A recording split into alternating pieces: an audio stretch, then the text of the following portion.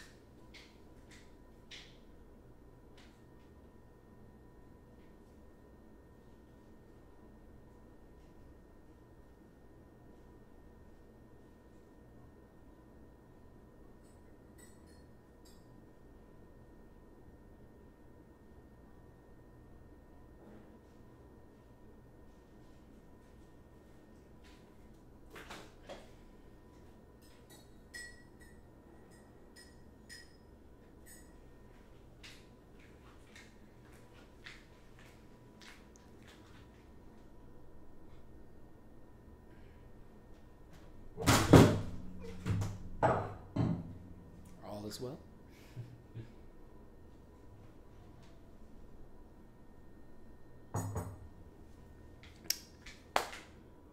Oh, where'd my Bible go?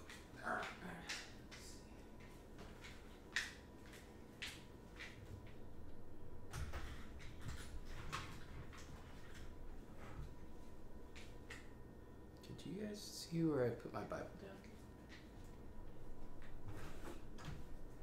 down?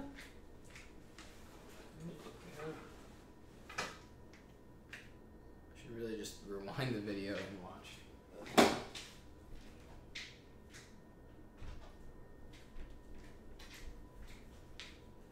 in the world?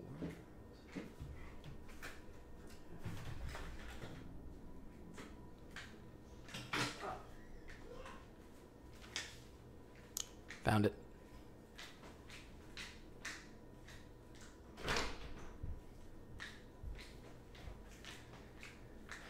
All right, cool. Finally.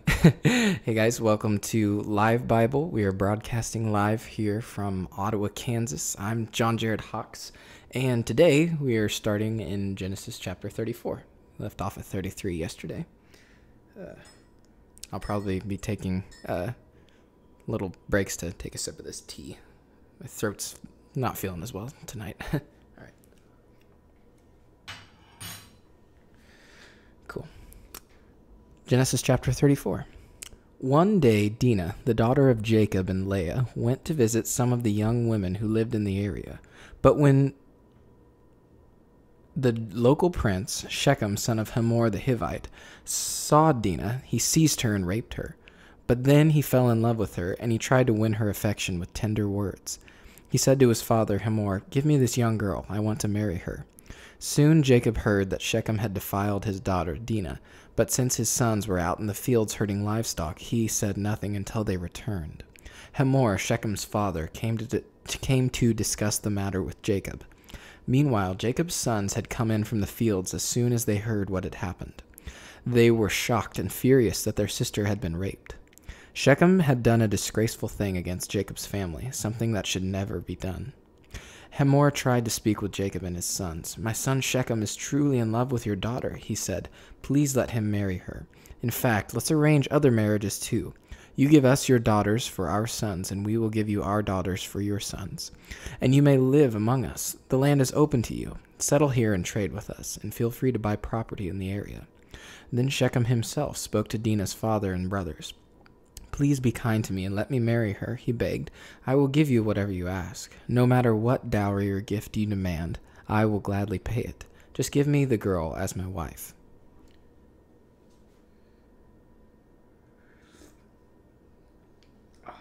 It's hot. But since Shechem had defiled their sister Dinah, Jacob's sons responded deceitfully to Shechem and his father Hamor. They said to them, "We couldn't possibly allow this because you're not circumcised. It would be a disgrace for our sister to marry a man like you. But here is a solution. If every man among you will be circumcised like we are, then we will give you our daughters and will take your daughters for ourselves. We will live among you and become one people. But if you don't agree to be circumcised, we will take her and be on our way." Hamor and his son Shechem agreed to their proposal. Shechem wasted no time in acting on this request, for he wanted Jacob's daughter desperately. Shechem was a highly respected member of his family, and he went with his father Hamor to present this proposal to the leaders at the town gate. "These men are our friends," they said. "Let's invite them to live here among us and trade freely.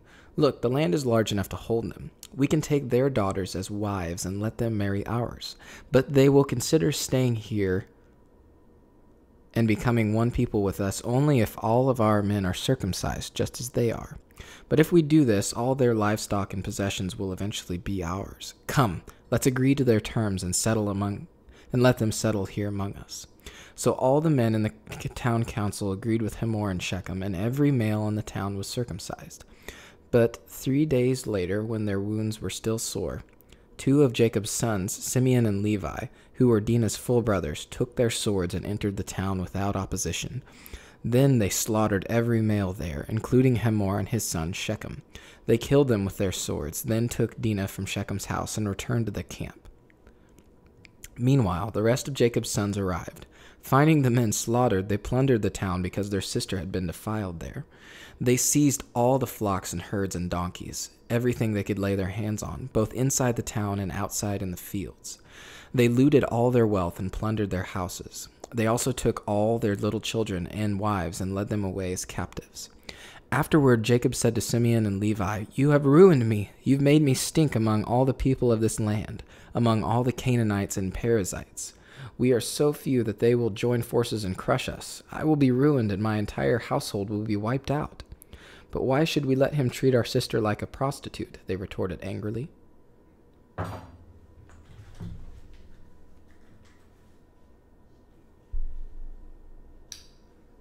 A little testing of the audio here. I haven't had a chance to listen to it, so hopefully.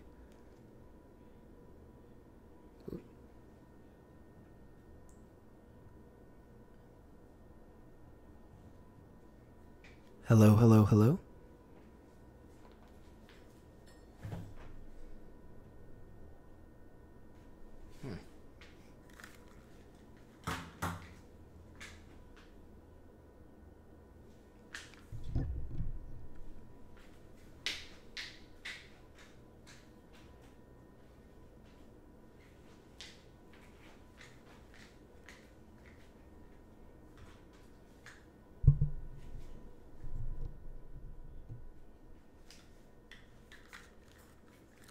Hello, hello, hello.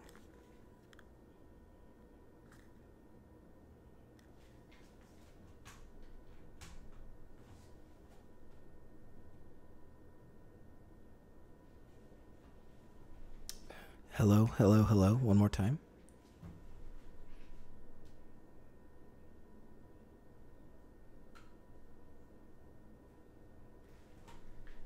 For the one of you that is watching, would you be able to comment in the live chat to let me know that the audio is working? For some reason, I am not picking up anything on my computer here, but I don't know. You seem to be watching, so maybe you're hearing something?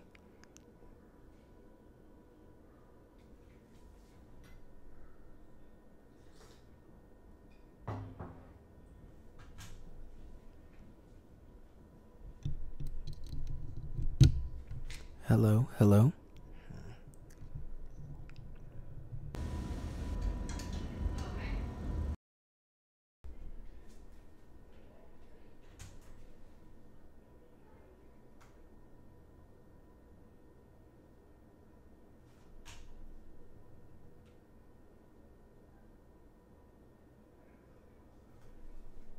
Hello, hello, test.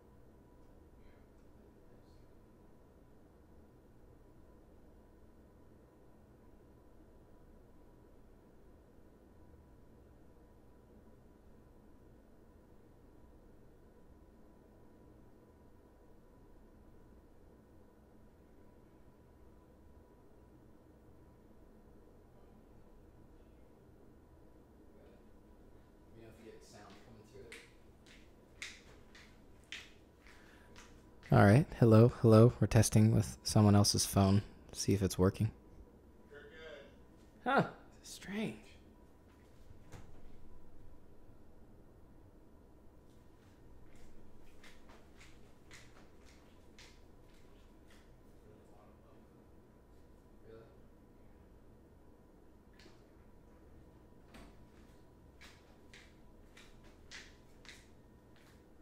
Well, thank you.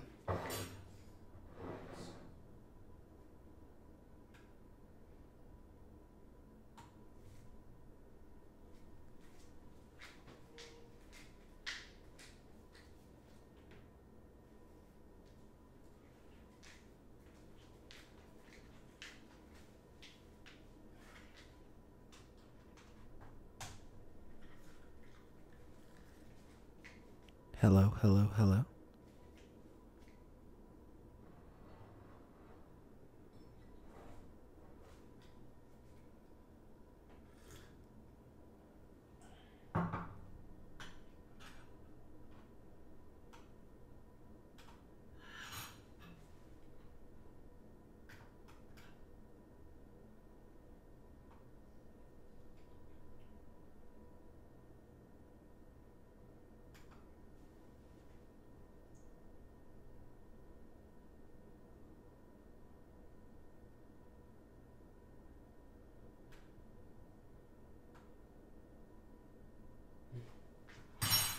Okay, well, sorry guys. There must be something wrong with my computer.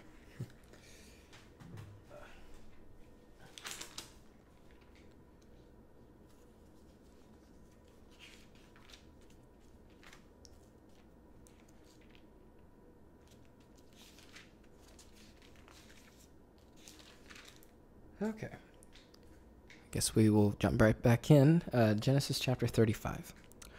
Then God said to Jacob, "Get ready and move to Bethel and settle there. Build an altar there to God who appeared to you when you fled from your brother Esau."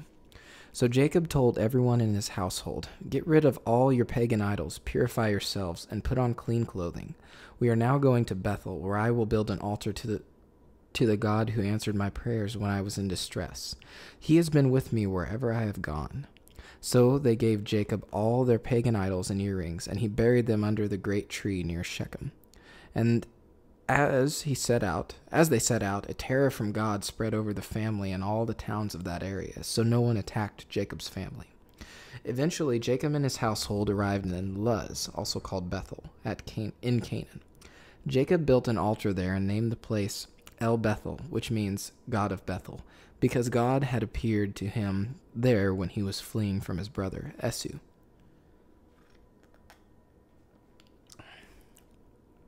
Soon after this, Rebekah's old nurse, Deborah, died. She was buried underneath the oak tree in the valley below Bethel. Ever since, the tree has been called Alon Bakuth, which means Oak of Weeping. Now that Jacob had returned from Padam Aram, God appeared to him again at Bethel. God blessed him, saying, "Your name is Jacob, but you will not be called Jacob any longer. From now on, your name will be Israel." So God renamed him Israel. Then God said, "I am El Shaddai, God Almighty. Be fruitful and multiply. You will become a great nation, even many nations. Kings will be among your descendants, and I will give you the land I once gave to Abraham and Isaac. Yes, I will give it to you and to your descendants after you." Then God went up from the place where he had spoken to Jacob. Jacob set up a stone pillar to mark the place where God had spoken to him. Then he poured wine over it as an offering to God and anointed the pillar with olive oil. And Jacob named the place Bethel, which means house of God, because God had spoken to him there. Leaving Bethel, Jacob and his clan moved on towards Ephrath. But Rachel went into labor while they were still some distance away. Her labor pains were intense. After a very hard delivery, the midwife finally exclaimed, "Don't be afraid, you have another son." Rachel was about to die, but with her last breath she named the baby Ben-Oni, which means son of my sorrow. The baby's father, however, called him Benjamin, which means son of my right hand. So Rachel died and was buried on the way to Ephrath, that is, Bethlehem. Jacob set up a stone monument over Rachel's grave, and it can be seen there to this day. Then Jacob traveled on and camped beyond Migdal Edir. While he was living there, Reuben had intercourse with Bilhah, his father's concubine, and Jacob soon heard about it. These are the names of the 12 sons of Jacob. The sons of Leah were Reuben, Jacob's oldest son, Simeon, Levi, Judah, Issachar, and Zebulun. The sons of Rachel were Joseph and Benjamin. The sons of Bilhah, Rachel's servant, were Dan and Naphtali. The sons of Zilpah, Leah's servant, were Gad and Asher. These are the names of the sons who were born to Jacob at Paddan Aram. So Jacob returned to his father, Isaac, in Mamre, which is near Kiriath Arba, now called Hebron, where Abram and Isaac had both lived as foreigners. Isaac lived for 180 years. Then he breathed his last and died at a ripe old age, joining his ancestors in death. And his sons, Esau and Jacob, buried him. This is the account of the descendants of Esau. Genesis chapter 36.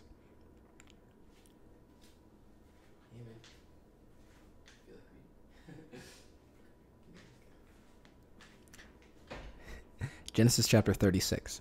This is the account of the descendants of Esau, also known as Edom. Esau married 2 young women from Canaan, Adah, the daughter of Elon the Hittite, and Oholibamah, the daughter of Anna and granddaughter of Zibeon the Hivite. He also married his cousin Basemath, who was the daughter of Ishmael and the sister of Nebaioth. Adah gave birth to a son named Eliphaz for Esau. Basemath gave birth to a son named Rehuel. Oholibamah gave birth to sons named Jeush, Jalam, and Korah.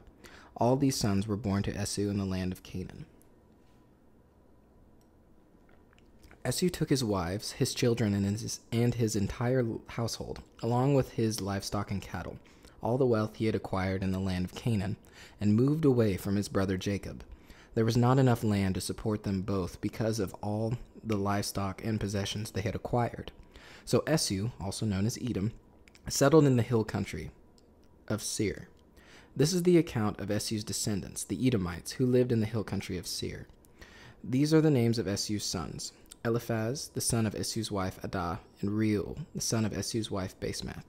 The descendants of Eliphaz were Teman, Omar, Zepho, Gatam, and Kenaz. Timnah, the concubine of Esau's son Eliphaz, gave birth to a son named Amalek. These are the descendants of Esau's wife Adah. The descendants of Reuel were Nahath, Zerah, Shammah, and Mizah. These are the descendants of Esau's wife Basemath. Esau also had sons through Oholibamah, the daughter of Anah and granddaughter of Zibeon. Their names were Jeush, Jalam, and Korah. These are the descendants of Esau who became the leaders of the various clans.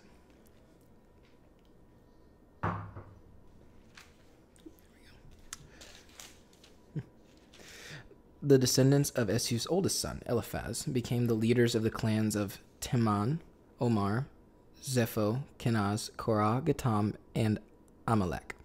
These are the clan leaders in the land of Edom who descended from Eliphaz.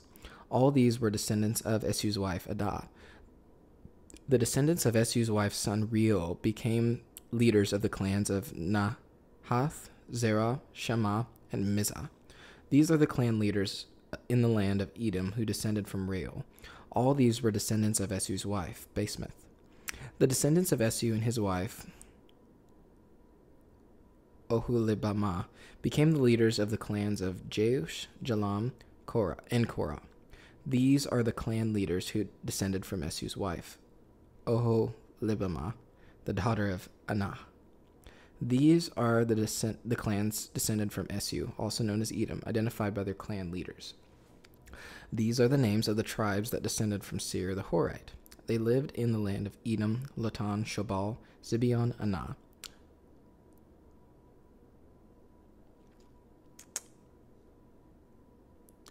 So the rest of chapter 36 is a pretty long genealogy, and just scanning it right here, I don't find any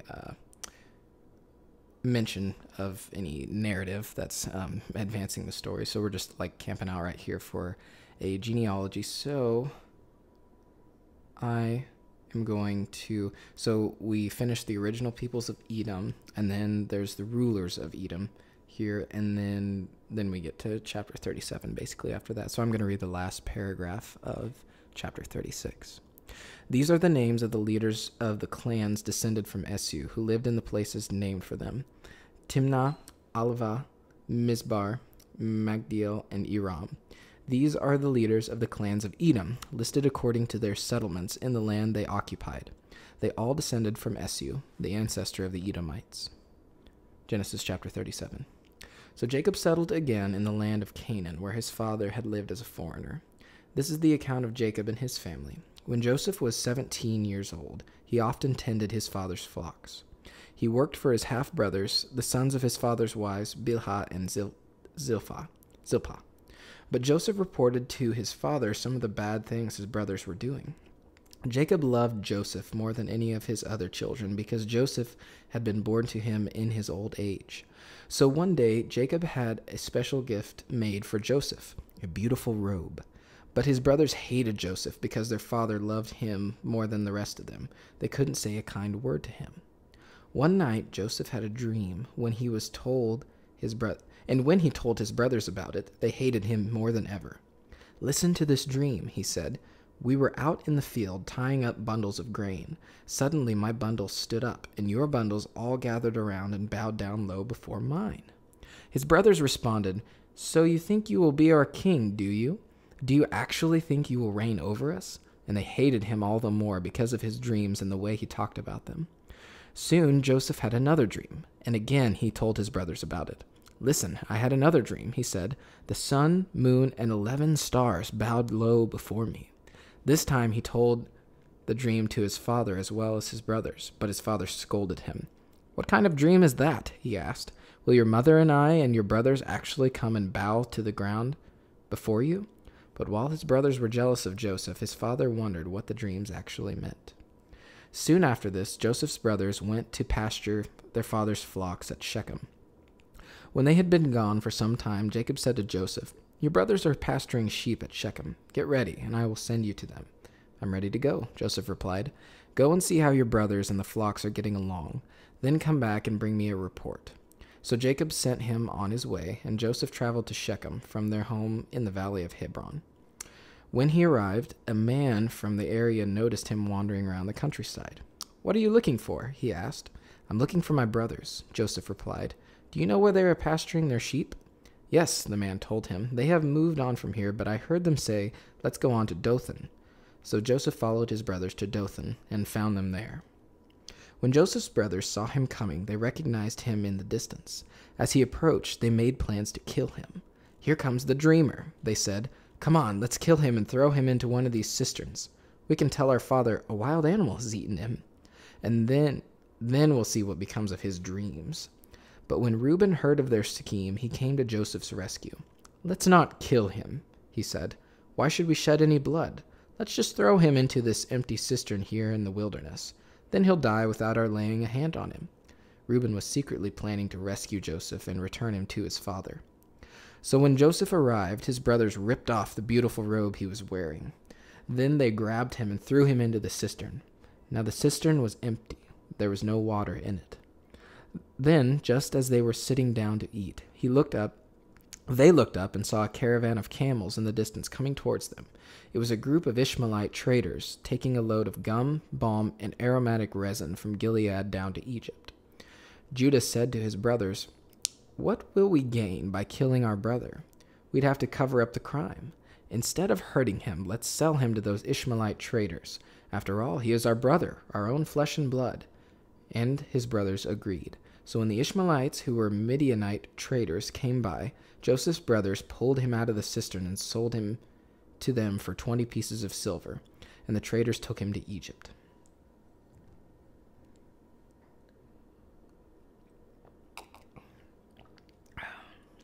Sometime later, Reuben returned to get Joseph out of the cistern.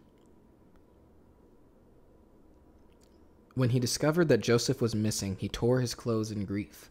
Then he went back to his brothers and lamented, "The boy is gone. What will I do now?" Then the brothers killed a young goat and dipped Joseph's robe in its blood. They sent the beautiful robe to their father with this message: "Look what we found. Doesn't this robe belong to your son?" Their father recognized it immediately. "Yes, it is my son's robe."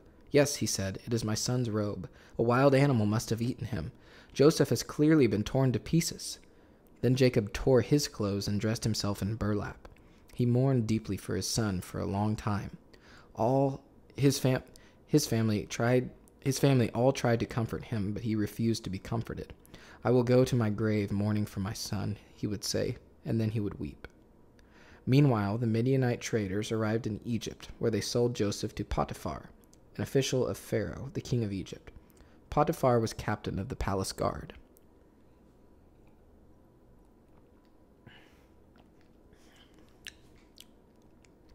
Genesis chapter 38.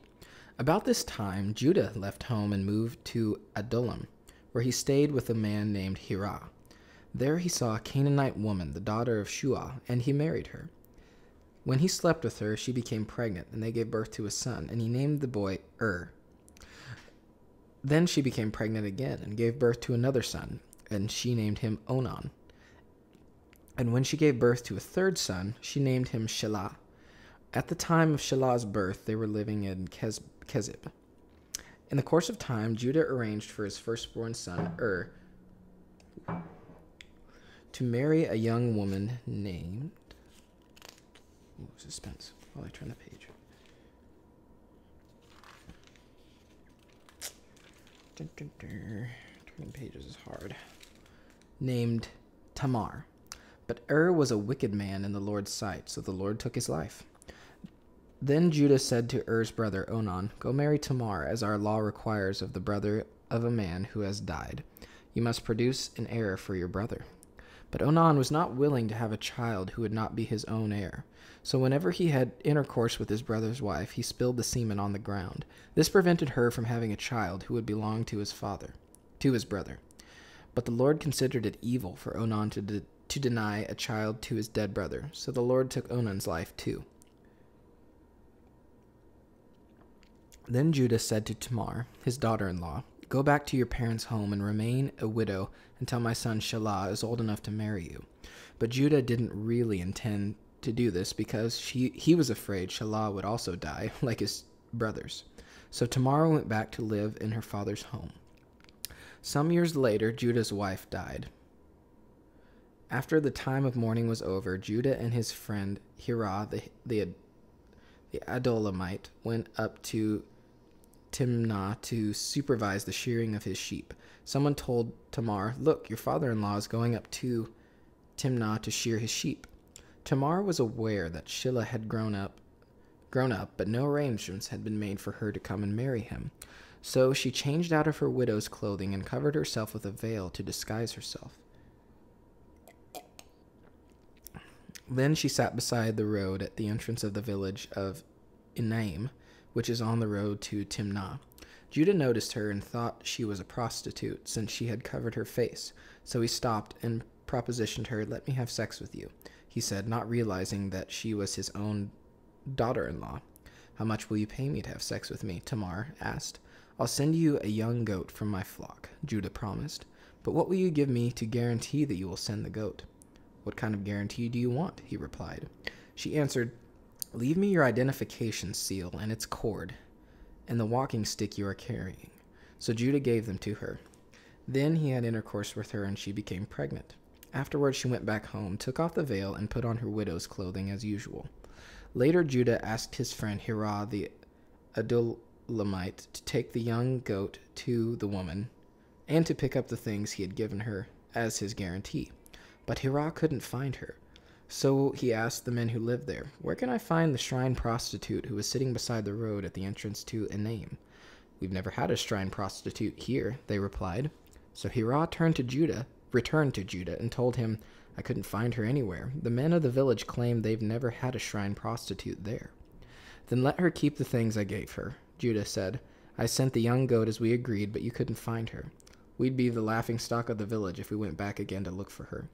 About 3 months later, Judah was told, Tamar, your sister-in-law, has acted like a prostitute, and now because of this, she's pregnant. Bring her out and let her be burned, Judah demanded. But as they were taking her out to kill her, she sent this message to her father-in-law. The man who owns these things made me pregnant. Look closely. Whose seal and cord and walking stick are these? Judah recognized them immediately and said, She's more righteous than I am, because I didn't arrange for her to marry my son Shelah, and Judah never slept with Tamar again. When the time came for Tamar to give birth, it was discovered that she was carrying twins. While she was in labor, one of the babies reached out his hand. The midwife grabbed it and tied a scarlet string around the child's wrist, announcing, This one came out first. But then he pulled back his hand, and out came his brother. What? The midwife exclaimed. How did you break out first? So he was named Perez.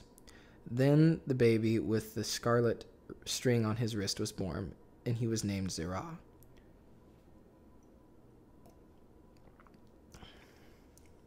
Let's see. All right, we're doing good. When Joseph was taken to Egypt by the Ishmaelite traders, he was purchased by Potiphar, an Egyptian officer. Potiphar was captain of the guard for Pharaoh, the king of Egypt. The Lord was with Joseph, so he succeeded in everything he did as he served in the home of his Egyptian master. Potiphar noticed this and realized that the Lord was with Joseph, giving him success in everything he did. This pleased Potiphar, so he soon made Joseph his personal attendant. He put him in charge of his entire household and everything he owned. From the day Joseph was put in charge of his master's household and property, the Lord began to bless Potiphar's household for Joseph's sake. All his household affairs ran smoothly, and his crops and livestock flourished. So Potiphar gave Joseph complete administrative responsibility over everything he owned. With Joseph there, he didn't worry about a thing, except what kind of food to eat.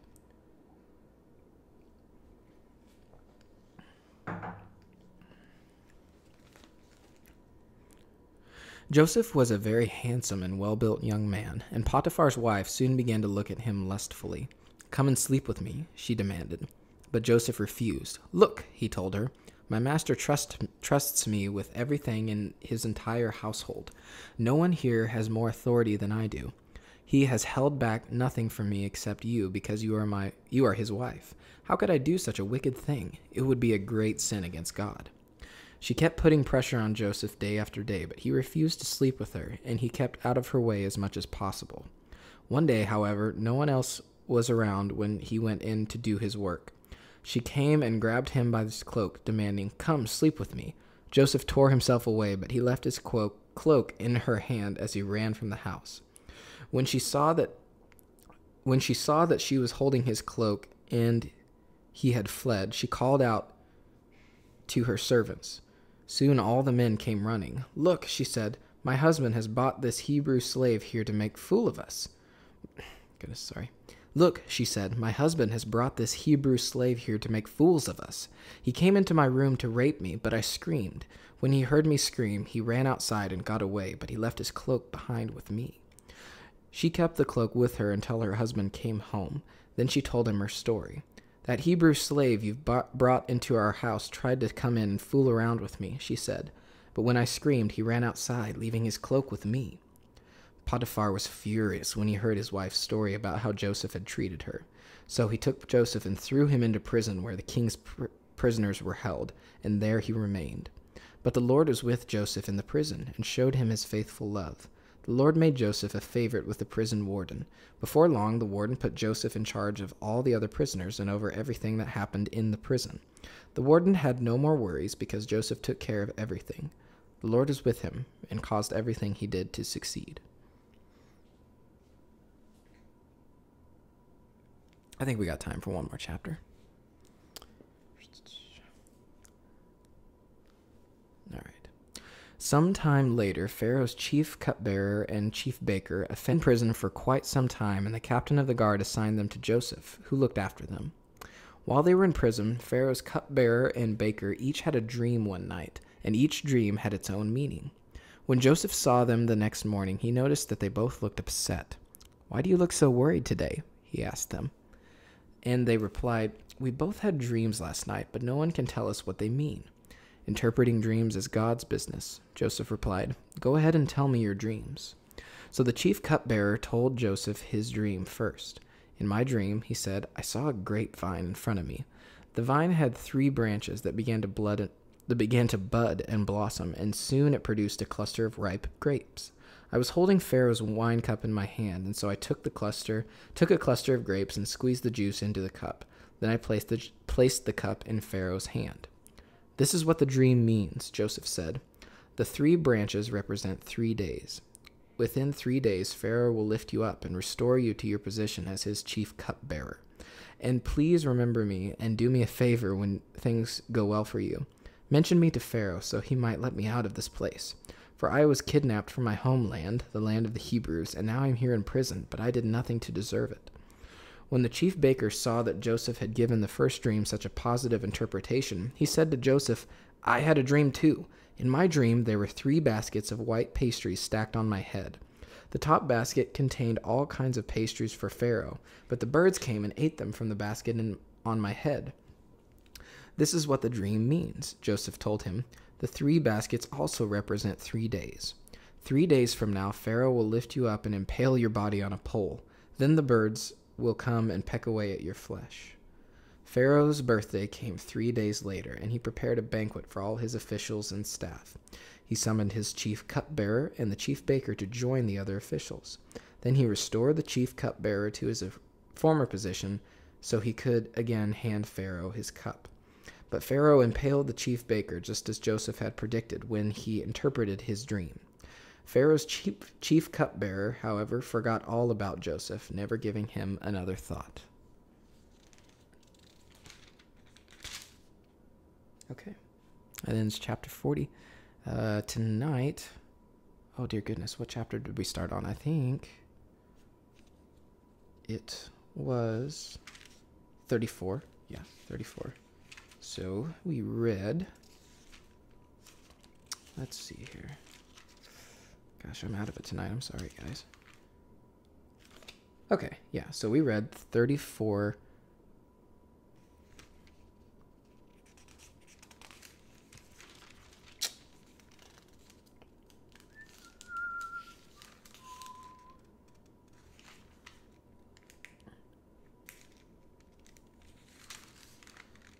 Okay, there we go. Let's try this one more time. We tonight read Genesis chapter 34 to 40, so covered some good ground there. Guys, if you have any questions about some of the stuff that's come up, we're getting into a little more narrative now, so it's easier to understand, but some of it's also still pretty weird. So if you have any questions, I recommend you check out www.thebibleproject.com. They are a nonprofit based in Portland, and they create free online explainer videos, basically explaining the books of the Bible and different themes and stuff. And so we're not affiliated with them here. We just think they have some awesome stuff for understanding these things that we're coming across here in the Bible. We are here live in Ottawa, Kansas. I am your reader for tonight, John Jared Hawks, and this has been LiveBible. Thanks, guys.